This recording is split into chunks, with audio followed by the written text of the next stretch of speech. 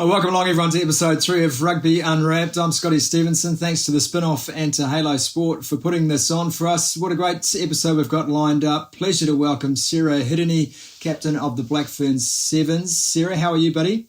Yeah, not too bad, Sumo. Obviously some good news today, which makes it a little bit more positive. Makes it very positive indeed. Conrad Smith joining us all the way from Pau in France. Conrad, great to have your company, mate.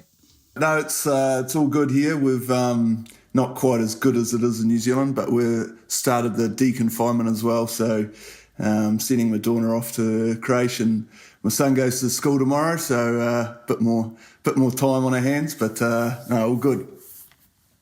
Well, Conrad, we know that there could be some issues being so far around the globe, but we'll keep you posted on those. TJ Perenara, welcome back, mate. Great insights from you in episode 1. Really looking forward to your chat today, and exciting news about being back on the training pitch pretty soon, mate.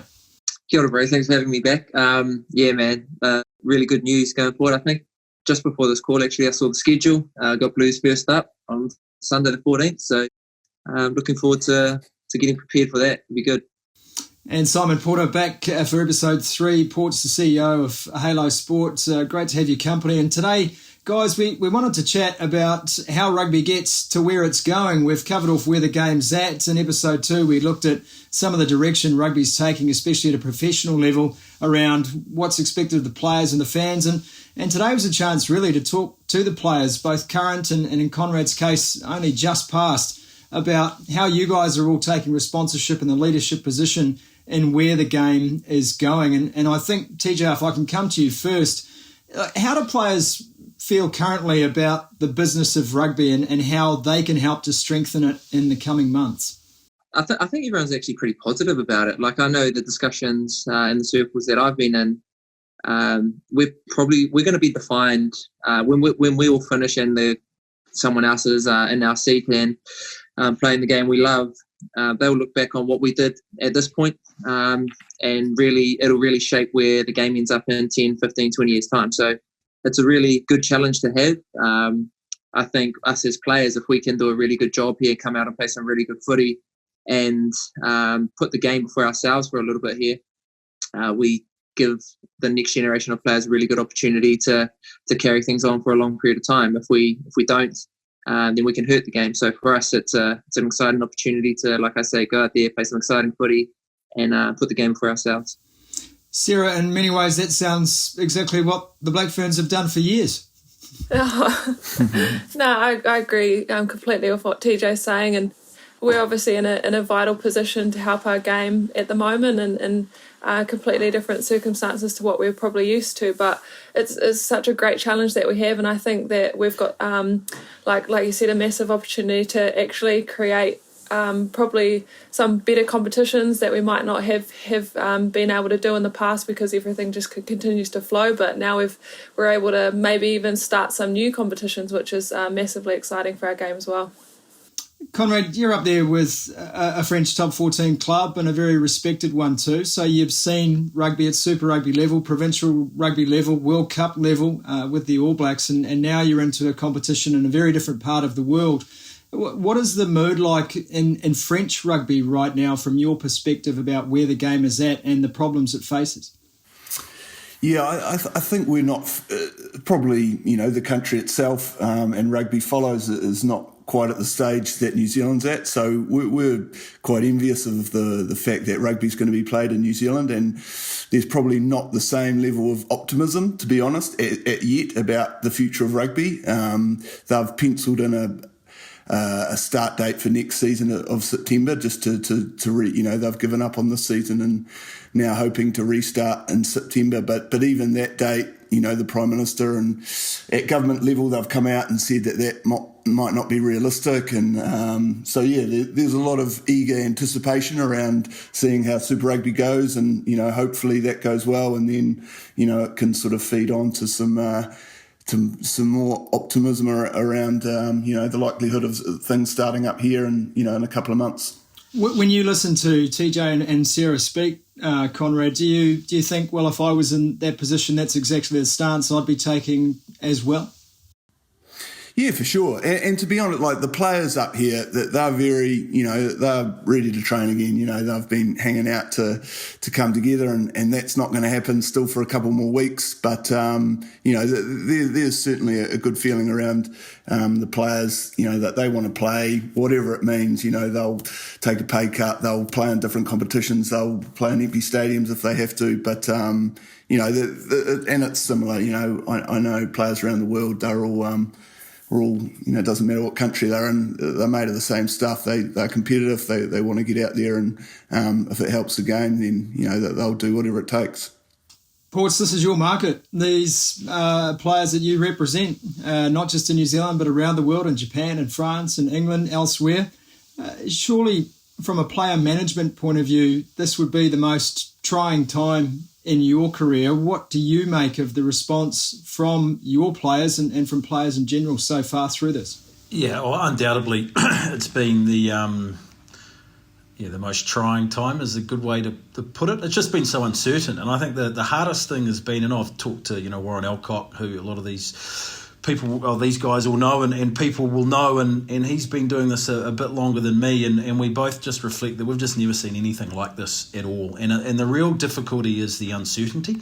People come to us and they expect certainty, and we just can't give it to people at the moment. We can run through scenarios, we can do whatever, but we're supposed to have the answers, and we just don't have the answers at the moment. It's disconcerting at times, but you just have to make do. And in terms of the players' attitude, I think without doubt everyone's been understanding. It's human nature to soldier on. And I think, professional sport has been very hard hit, but I think there are so many examples of other industries or other people or whatever who are way more impacted than sport at the end of the day.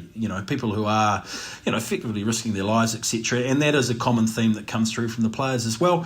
Everyone acknowledges that, they see that, but rugby players in the main are very optimistic, and everyone just wants to play. They're chomping at the bit, so it's quite easy, growth mindset, all that sort of stuff, where they're always looking for the next thing. So I think they're coping pretty well with it.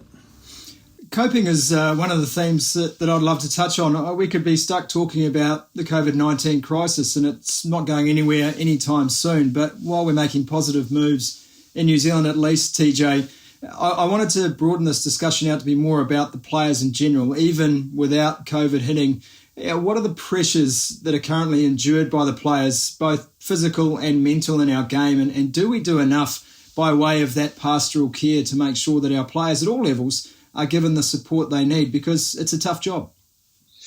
It is a high pressure job. It's fun. Like, you look up to it, and I always wanted to be a footy player, and being given the opportunity to do that for a living. It's a very privileged position to be in. And what they don't teach you is, like, talking about the added pressures that do come with it. It is a high workload. You're on the go all year round, and I personally believe that all footy players should be ready to go and play every weekend of the year, regardless of if it's your off season or if it's not, because that's part of our job. Our job is to be ready to play. So there's one pressure. There's that pressure of needing to be in condition all year round. I'm going on holiday with my family, but part of that holiday is my prep to being in that next season. So there's that pressure. But the pressure that I think that we miss a little bit to educate people on, especially young kids coming into the game, is the social media pressure and the pressure from media itself. So there's a lot of so you see a young kid coming into the game with high potential. A lot of people will boost that kid up. They'll say he's awesome. People on social media will make these comments that they're awesome. Media will do the same thing. And as soon as that kid does something wrong or plays poorly, those exact same people will bring that kid back down. So there's no real education on that and how to deal with that. It's very tough because they're young kids coming into those situations. But that is another pressure that people don't think of, and especially the people who are saying those things don't think of. So it's a two-way street there. I think there needs to be education on the people saying it, but then for these kids that are coming into the game, on how to deal with it, and I guess how to not hear it is probably the easiest way. But yeah, that's where I think a lot of work needs to be done into preparing people for that side of things. It's a two-way street, though, isn't it? Because players want to engage with their own fans personally, whether that's because of endorsements, marketing opportunities, just because they want to have a conversation with the people who follow them in the sport. So sometimes when you dance with the devil, you get burnt. And so we know we live in an age where social media is huge in professional sport and across society, full stop. People are engaging in these platforms. Sarah, I know the Black Ferns, you and your teammates and a lot of the women in our game are very big in terms of the use of social media as a platform. Do you find that comes with pitfalls as well, or largely is the criticism directed at the men, not at our women's players? Oh, yeah, I think exactly that. Around the education around social media is a big part, and it's kind of hard to get education on something that we actually don't know, and especially in New Zealand, it is so it's so different to the rest of our game. And if you look at it I suppose for me as a sevens player and a women's sevens player, our girls in our game are getting younger and younger.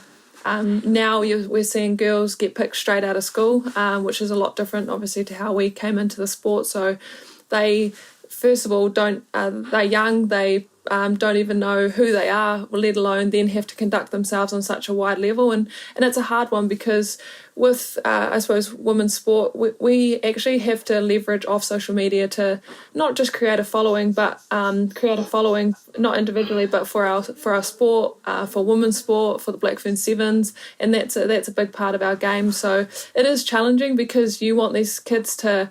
We want to be normal, but then we also want them to then promote themselves and promote the Black Ferns Sevens on a social media platform, and that's quite hard. But I think we haven't had a lot of criticism in women's sport, especially the Black Ferns Sevens, so we are quite lucky in that sense. But I still find that in New Zealand especially that we do get tōpōwhi syndrome, and a lot of our men's players are criticised, and I don't think it's pretty tough on them, and especially when you're 18, 19 years old.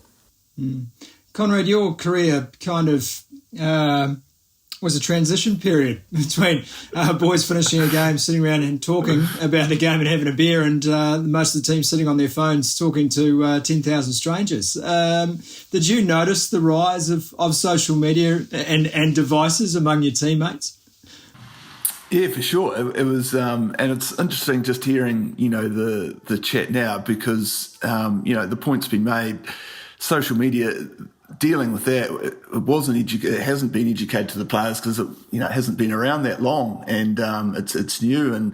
And for me, I suppose I straight away, maybe it's my nature, but I straight away saw maybe the threat and the danger of it, and so I've never gone near it. But I think I was about the only one in the rugby world that didn't. So, and I could see the problems that TJ and Sarah are talking about, and, that they've come to pass. And so that's why now rugby, maybe we've been a bit slow, who knows? But now there is, I think, a lot more help in that area. More help can obviously be offered, but it requires education on everyone's part, and I think it's still really being understood even now. And now, like everyone's been saying, it's a job for the people that work with these players and work with New Zealand Rugby, and I suppose it applies all around the world to help, especially the young guys and girls get into the game and to deal with this part of it. One thing that's certainly opened up through the power of social media, certainly through the power of a globalised communications world, is that players here have been able to see rugby in other parts of the world and have been attracted to go to those other parts of the world. And Ports, you've facilitated a lot of that player movement. I wanted to talk about the lure of the black jersey. We hear it all the time in a New Zealand context, that our players stay here because the lure of the jersey is so strong.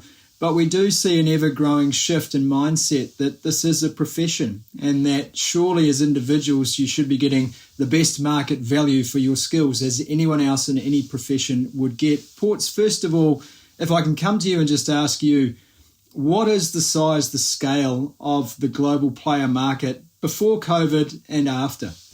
Yeah, well, I mean, if you just think about at the top level, there's probably 20 clubs in Japan that have big budgets. When I say big budgets, I mean budgets that there is enough money to lure guys away from playing in New Zealand, and they'll all have about 50 players in those squads. Not all of them professional, but more or less. And then top 14 up with Conrad, and then the Pro League's 12 teams and the Premiership's 12 teams as well, I think. So, that's however many 50 odd teams around the world, and then you've got the emergence of the USA.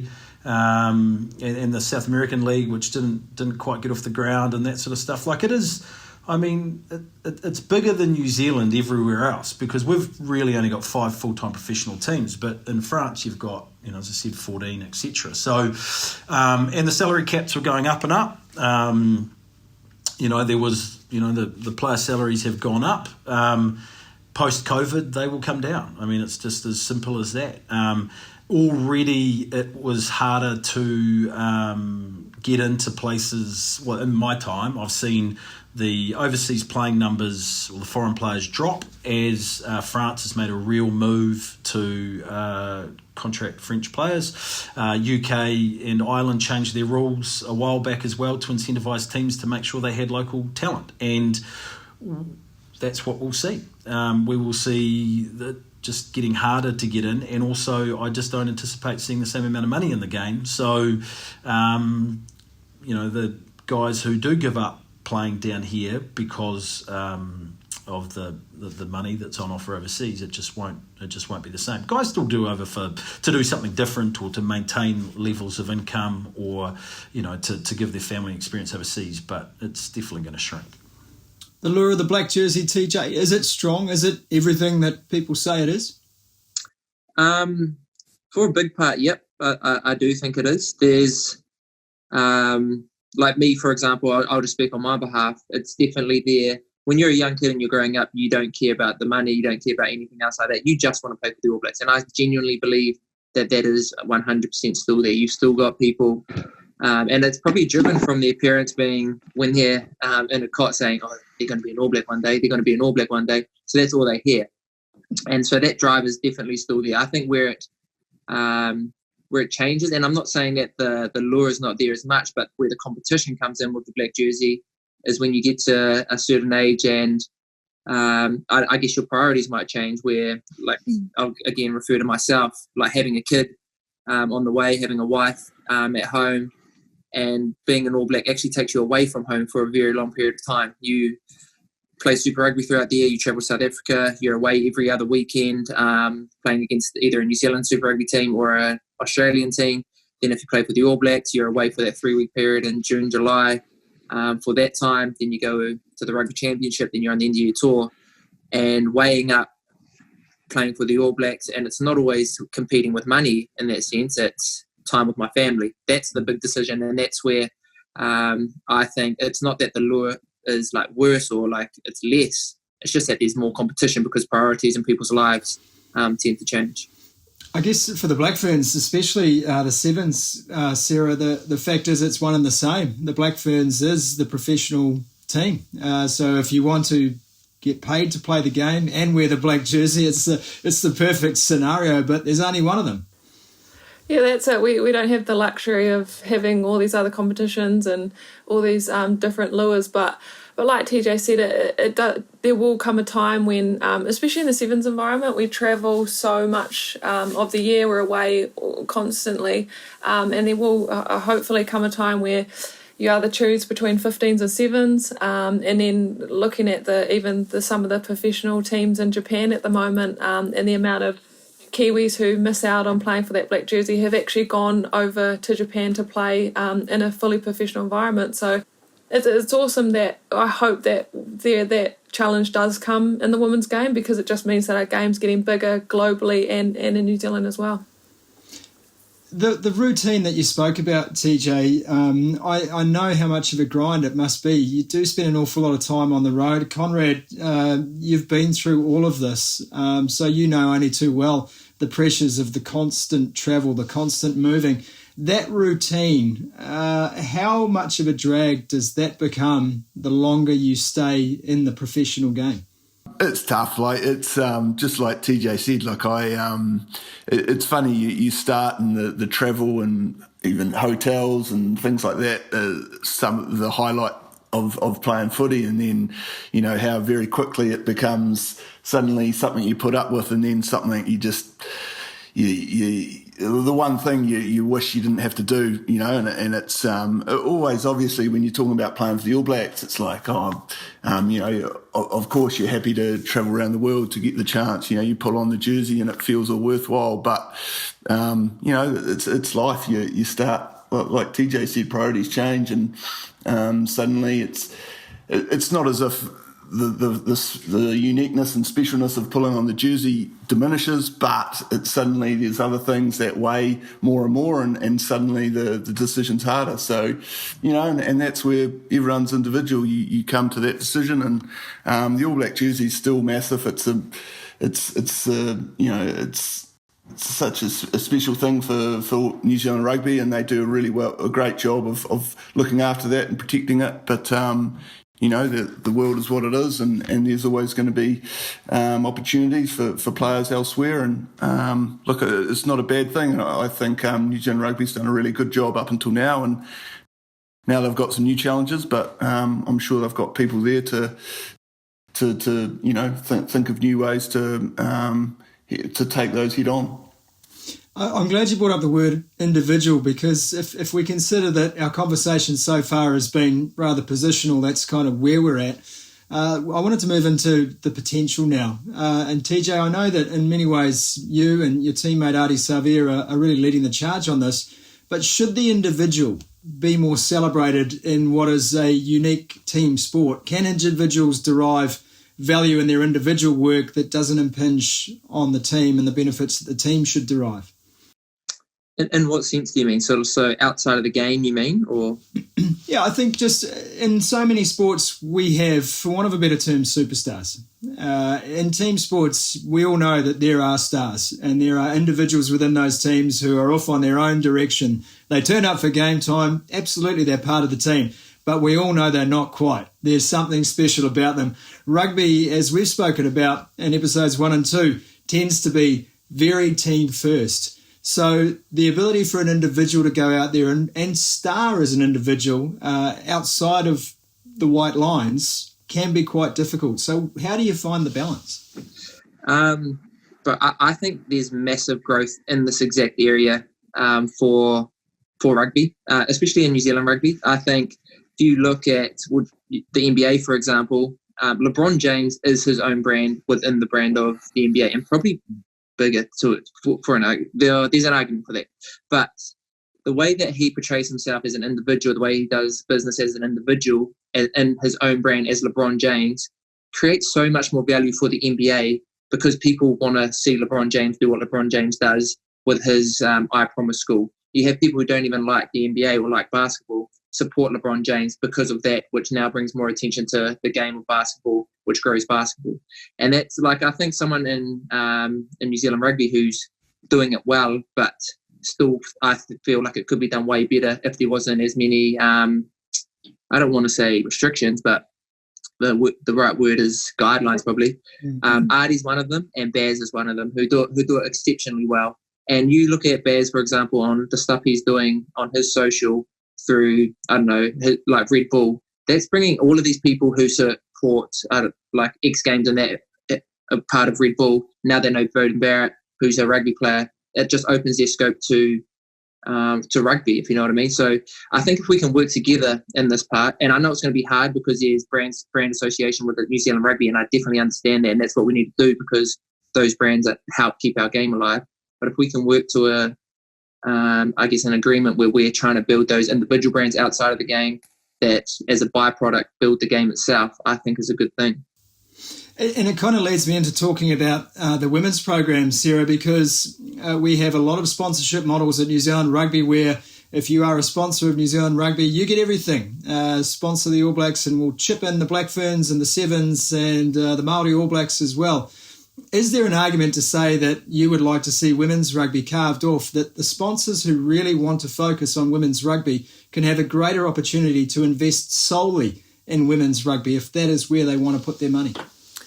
Yeah, like, don't get me wrong, I've loved being able to, I suppose, not be a part of like the All Blacks brand, and like without the All Blacks, let's be honest, us as a women's game wouldn't have a lot, and that's just facts. And I've been very grateful that we are able to have such an amazing brand to build off. But I think if we are going to build the women's game, then we need to, us as players, us as New Zealand Rugby or the Players Association, whoever it is, we need its own entity. And that doesn't mean that we need to branch off and become its own business, but we have to be able to, I suppose, stand on our own 2 feet if we're going to be able to make it its own thing. And it's been great. Like, I think the way that it's going, it's going up and it's rising, but I think it has taken a very long time to do that.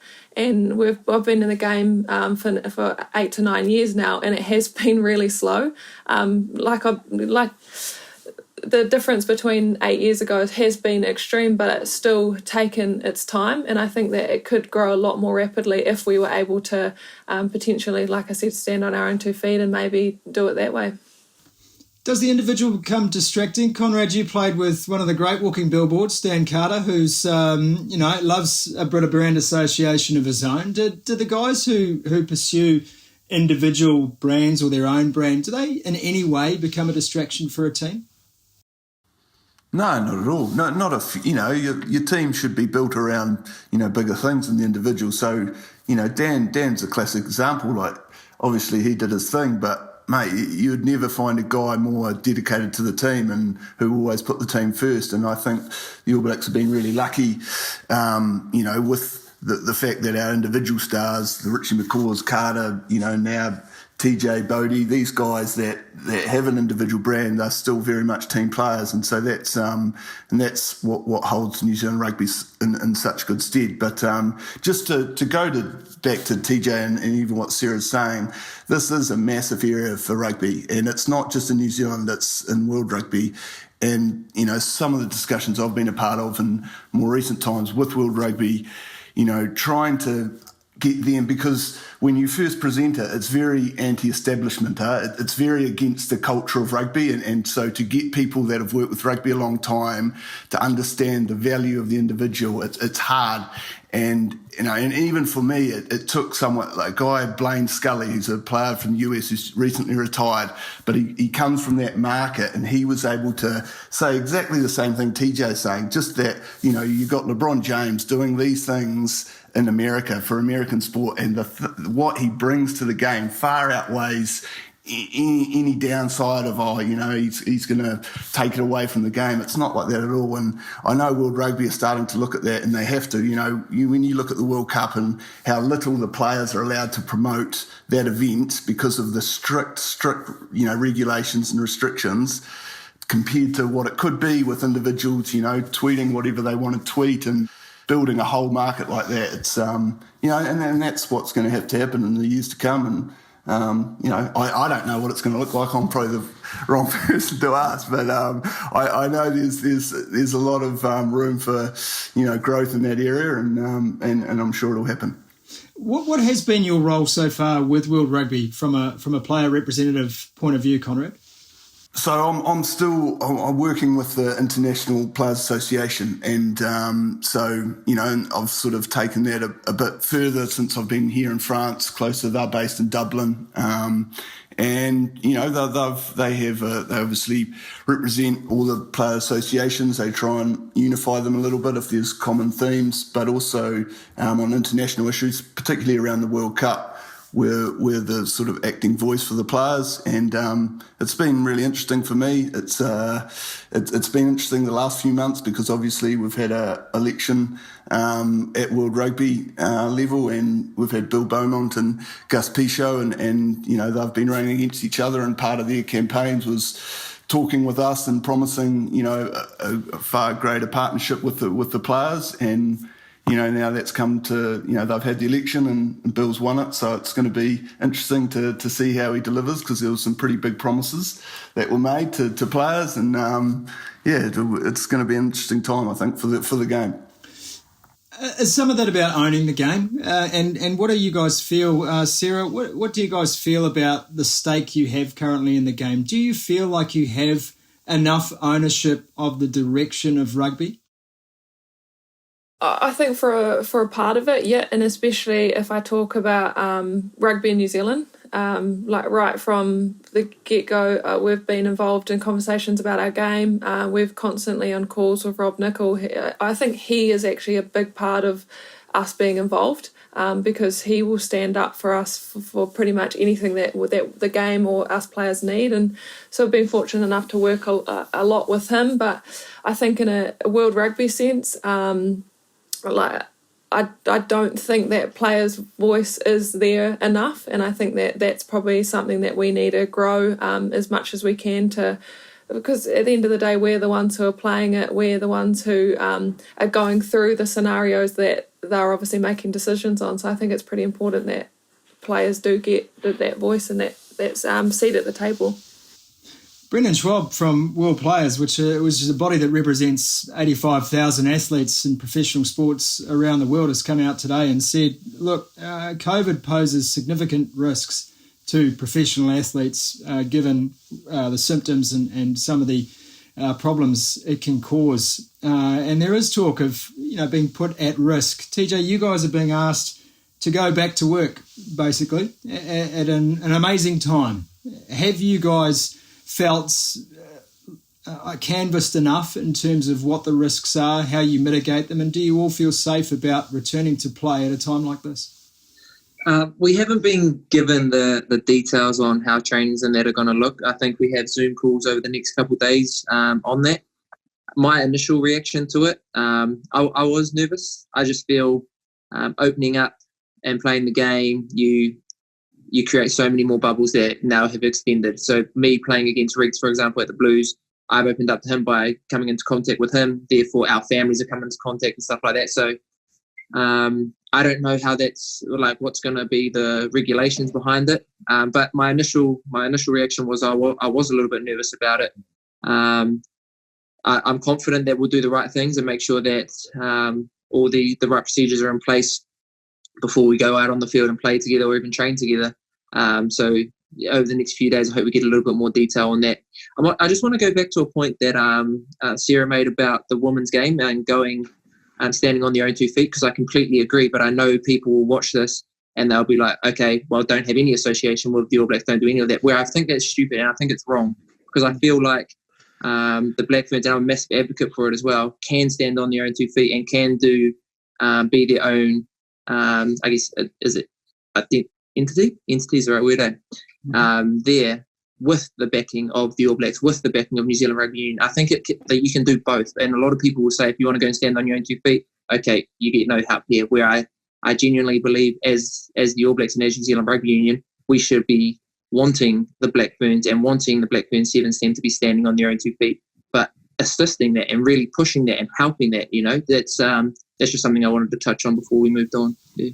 Yeah, it's funny for me, TJ. I'm glad you brought that up, because what always comes before any story about a Black Ferns rugby player, especially at 15s, is what she does for a job, and it's almost like we sell boys the dream of rugby and we sell our girls the fight, and you sometimes I understand that the All Blacks can't prop up everything. They're already responsible for the vast majority of revenues in this game, but it seems to me like every time we take a step forward for women's rugby, we take a step back.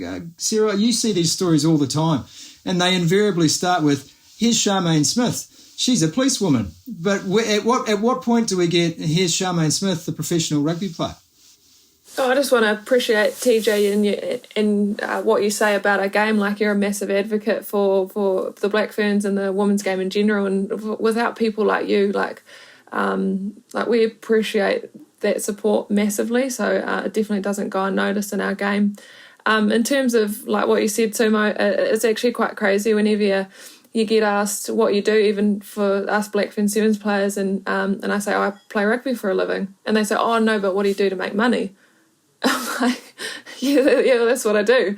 And the amount of people that actually can't believe that you do that for a living, and then they will ask 3 or 4 times, no, but what do you do for a living? And I just sometimes have to walk away, because I actually want it to a point where I can show my niece that this is what I did for a living. I got paid to do this, and just because you're a female, it actually doesn't matter, and there shouldn't be a stereotype that I want young girls to, when they are born, that their parents want them to be a black fern.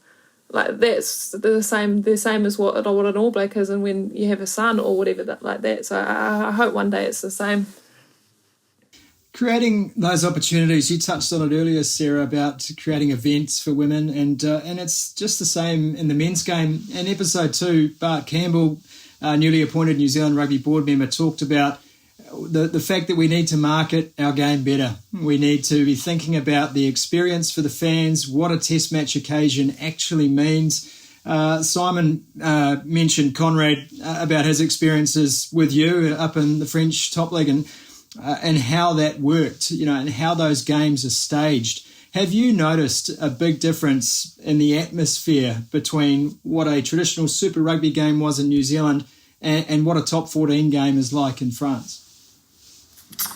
Yeah, it's something you sort of notice the first time you arrive at a game an hour before kickoff, and literally this is every game I played, bus would arrive hour and a half probably before a kickoff, walk out to 1,000 line tunnel into your changing room. I hadn't seen that many fans in the last home game I played of Super Rugby, and this is a game hadn't even started, so it was it's like I say, you notice it straight away, and the French do it. They do it very well, and it's interesting because it's all very localised. It's a lot of the conversations that I'm hearing now from New Zealand, because you're obviously going back to this Super Rugby within New Zealand and using the local derbies, and the thing is, France, it's a population base though. You're talking about millions and millions of people across these regions, and New Zealand's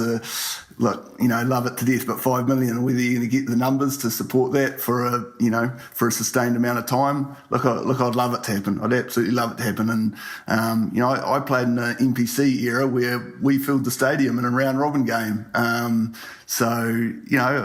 think it can be done, but it's there's a lot that remains to be seen, but that's something that's going to be really interesting, and just seeing how the public, even in France, I know the questions are being asked, how everyone's going to respond, and whether we're going to get the crowds back straight away, how long it's going to take. But it's a fascinating time. It's all that stuff around the game, though, isn't it? And that's what we discussed in the last episode, TJ. It's the festival nature of some of these games. When you go and play a test match up north against Wales or against England or against France, for that matter, it's a very different atmosphere to what happens here in this part of the world. Do you guys sometimes think, we wish we could have something a little bit different? We wish there was a different atmosphere, a different experience for us and our fans? Yeah, I definitely do. Don't get me wrong, I love playing at home, I love playing in front of our fans and stuff like that, but it is completely different, and we're on the receiving end of that other atmosphere when we play in France or we play in England or we play in South Africa. It's not like we're getting all the support there, we're getting hammered, but it's still like an awesome atmosphere to be a part of, and it's like you do the haka at Twickenham, for example, and I can't hear the boys, or the boys can't hear me leading the haka. That's what it's like, and it's it is just different. It's an event. I've spoken to a lot of people over there and fans and they're not just going for the game. They're going for to have a few beers before the game with their friends outside, because they have like carts and that all set up. So it's an event that they go for, not just the game of rugby, where I think you sort of talked about marketing just before. We market the game of rugby and we do it well, but we don't market the experience of going to a rugby game as more than the 80 minutes that you get out on the field, which is you look at all sport around the world. You go to an NBA game, it's a whole experience, not just the game, and that's where we could grow. Yeah, I agree with Sarah. You're so used to it because a Sevens event is a festival. So that your 14 minutes on the field is part of something much, much bigger. But again, there's probably room within the Sevens program to adapt and change as well, and to make sure that these festivals are attracting not just a traditional crowd, but an expanded crowd. Have you guys put a lot of thought into how you would market yourselves in the context of the event you're putting on? Well, it starts with an event. It's not just a game or a tournament or a few games. It's actually a massive event. And when you're able to sell it like that, you're able to incorporate so many different things that are involved. So, in terms of the Sevens game, I think as a marketing point of view, we're marketed so across the world, and we play globally, and we play in all these different countries, but we actually don't really then get to play in New Zealand, and we are not marketed really at all until we played in Hamilton this year in New Zealand. And that's I think as a game and as a team, it's quite difficult to then become relatable to people in New Zealand. We obviously are not able to create those connections that other teams get to have if they do then have fans in New Zealand. And I think this COVID thing actually might get us to do that. We might be able to have a domestic comp where we play in, maybe not in front of fans, but at least maybe grow it maybe in the next couple of years where we get to play in front of New Zealanders. And I think that's actually a really positive for us. We're able to then create, like I said, those connections and those relationships with people here in New Zealand, which we don't get to do. A couple of notes on, while we're talking about the event and the marketing of those events, we keep hearing talk about a global calendar, about trying to come up with meaningful test match seasons in years outside of Rugby World Cup. TJ, what about the current player workload? I mean, how close to the edge are some of our senior players, and how many minutes on the field are expected from them, and commitments outside of the playing of the game too? So if we are close to the edge, does something like a global calendar really stack up from a player point of view? I'm probably a little bit different to some people on my views on this. Like I love the game and I love playing it. So my workload on the field, I don't mind too much how much that increases by, because I know I've got such a short time span in this game. So one day it's going to be all over and I'm not going to be able to run out on the field and stuff like that. So I get the player welfare and trying to have longevity and stuff, but I want to play footy. What's the tough bit, I think, is, we touched on it earlier, the travelling side of it will be the bit that would weigh me down more than anything. Not the playing the games, it's the workload outside of the games itself, I think, is something that for me personally and for a lot of players that I know would be the hardest bit with it. But then there'll be people on the flip side who would say the workload on the field is. So there needs to be that balance. We need to get that right. But I think anything for the game, to make the game better, to help grow the game, I think is something we should be doing.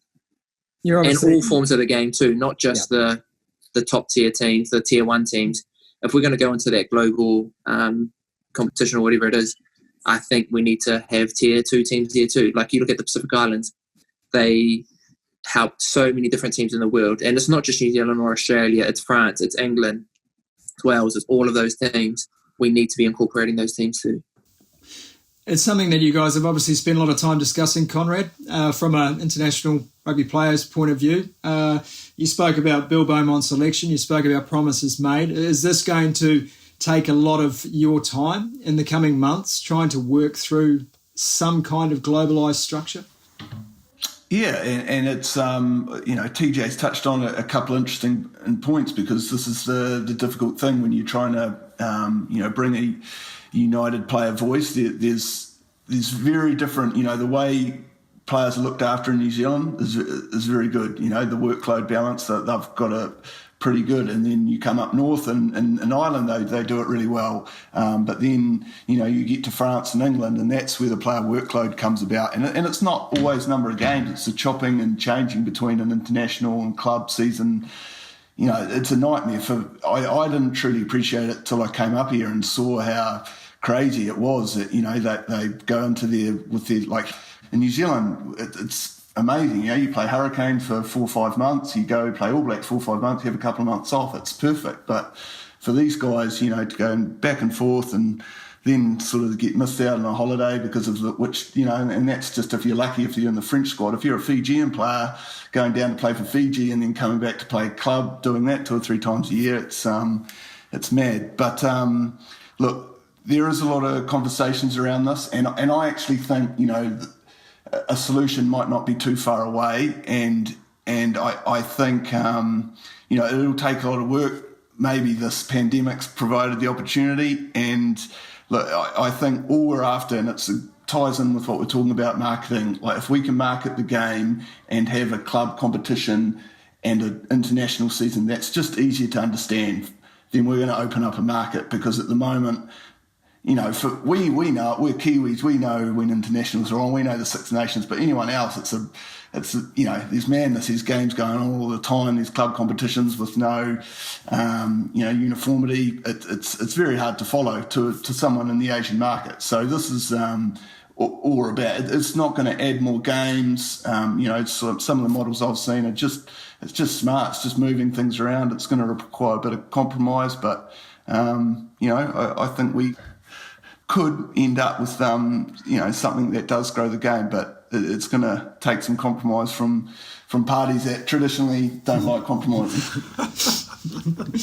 There's a lot of that in the game for sure. Yeah. Ports, does it excite you? In fact, I just want to go back one step before I change subject, because in episode 2, Simon, you mentioned the fact that if we're going to have an international game, which is the pinnacle of our sport, then you have to have the best players in the world playing international rugby. You mentioned the rugby league model, which might not be perfect, but at least when international rugby league hits a stage, when a World Cup is happening, you make sure by hook or by crook you fit the best players into some team if they're deserving of playing. We have a situation where some of the best rugby players in the world, by virtue of eligibility laws or club commitments, are not getting the chance to play international rugby. TJ, is there a feeling amongst New Zealand players about, let's just throw a name in the hat, a Charles Piutau, for instance, and should he be entitled to star on the world stage given the calibre of player we're talking about? Yeah, I think so. I think you shouldn't, in my personal view, is you shouldn't be allowed to... It's going to be a difference of opinion here. I can see it, bro. I shouldn't be able to play for you picked a hell of an issue, and then go in play for, I don't know, South Africa, for example, who is a country that I have no birthright to or anything like that, no heritage to. But if I am of Tongan descent and I play for the All Blacks, I should be able to wait, I think, a calendar year and then play for Tonga. I think so. I shouldn't be able to pick another team and get rights that way, just a random team. But if I have birthrights here, if I have heritage there, I think, it could be good. What about you, Sarah? I mean, I know it doesn't seem to be as big an issue in the women's game, but from a rugby point of view, would you agree that having players able to represent more than one country through heritage status or otherwise is a good move? Oh, to be honest, I'm actually not too sure. I would love to see, like you say, the best players in the world playing, but then it comes back down to them making their own decisions, and obviously players have made decisions to go and not stay in New Zealand, and if we're thinking about it, that one particular player. But I find it hard to judge. I don't know. I have never been in that position, so it's a pretty difficult one for me to answer. I recognise... Straight back. Look at that. Well, that actually was through to the keeper, I think. Have you played cricket, Sarah? I recognise that smile on Conrad Smith's face. Yeah. It's the smile he gets when he knows he wants to say something but he's not sure he can. Look, I'm actually the same as TJ, and there was, if we want to go into this homecoming clause, which was put forward to World Rugby a few years ago, it was only just missed out, and it would allow guys to go back if they had genuine ties to a country, and they served a certain amount of time, and it was just a once off. Obviously, you can't change more than once. Then I see room for that. The one thing, and I suppose it's in the work and trying to get a united player voice on this. You then talk to guys from Argentina or Canada, and they're actually really against this for the obvious reason that for them, they're bringing up all this homegrown talent. They don't want to see some these Pacific islands, because that's generally who will benefit mostly from a clause like this.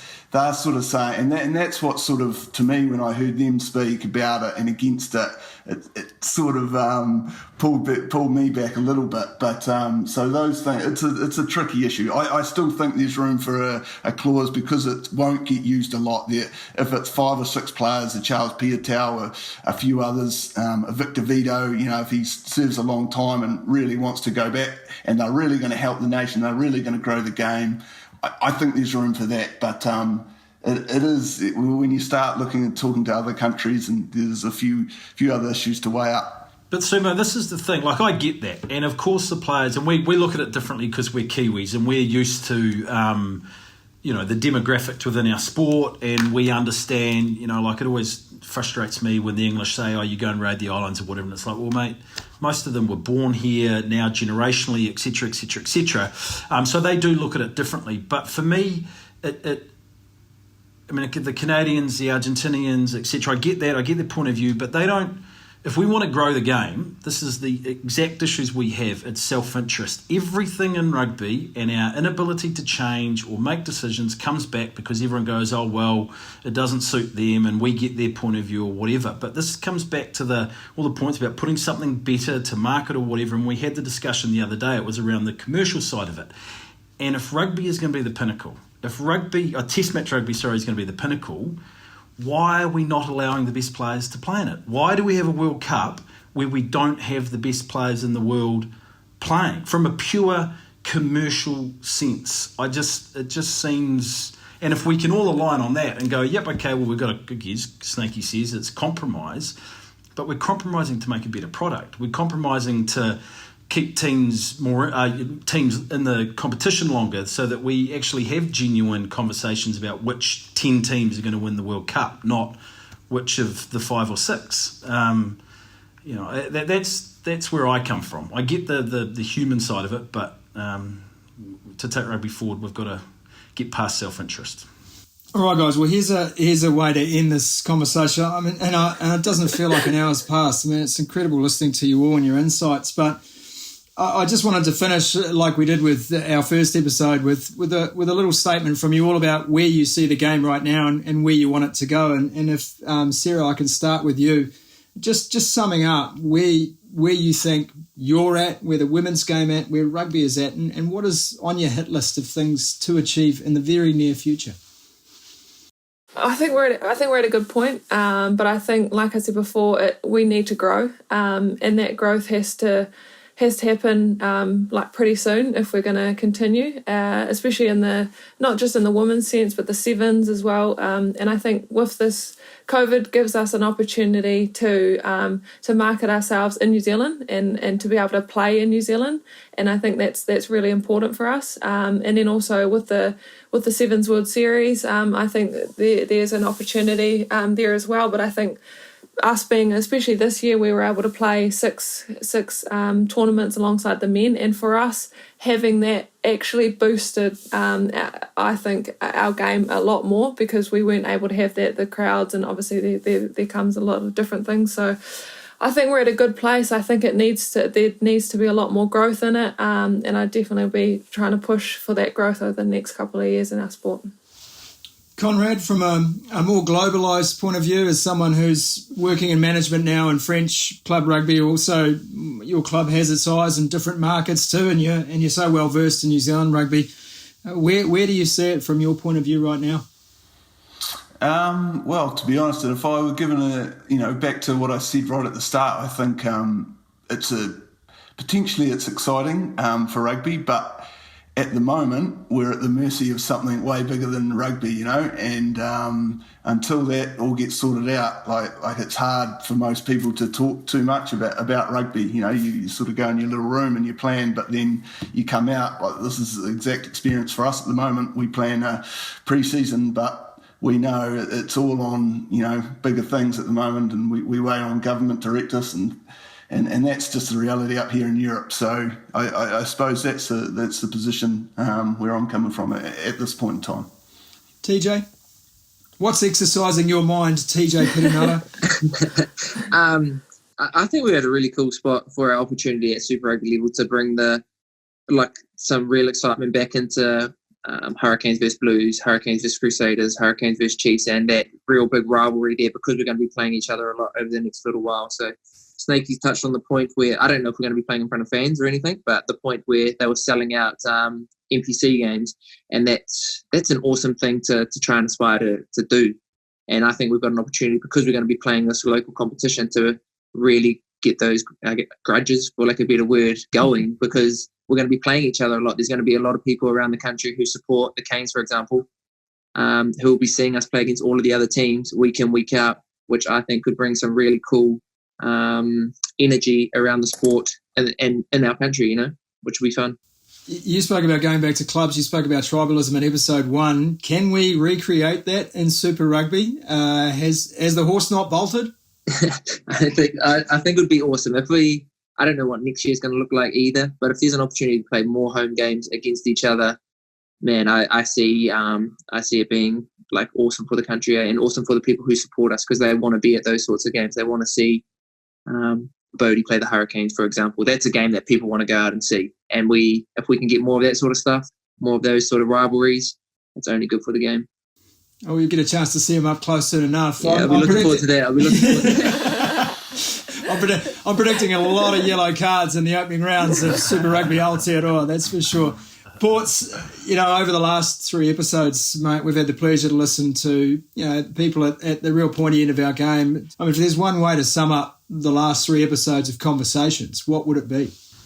Well, I just think it's just been great to facilitate conversations, you know, and particularly this one. Like, this has been awesome, just sitting here and watching 3 really smart, intelligent people who advocate for their game and their peers. And when I say the game, the greater game. We've got these people in the game. They want to advocate for the game, and it's great to be able to see them have the conversations. And everyone's sitting there thinking about these things, and it's just, you know, that's all we're trying to do is spark the conversation, and hopefully they can carry on happening for a while yet. Well, I'll tell you what, we're going to have a bonus conversation coming up too, because we're extending to an episode 4. We've got a couple of provincial rugby CEOs and a CEO out of the Heartland as well who have enjoyed these conversations and would love to put their views across to you, our viewers as well. So we can't wait for that. Sarah Hirini, TJ Perenara, Conrad Smith, thank you so much for joining us on Rugby Unwrapped. Simon, thanks to you and to Halo Sport for presenting this chat. And we'll catch up with episode 4 soon enough. Cheers, everyone. Thank you. Cheers, Scotty. Thanks, team.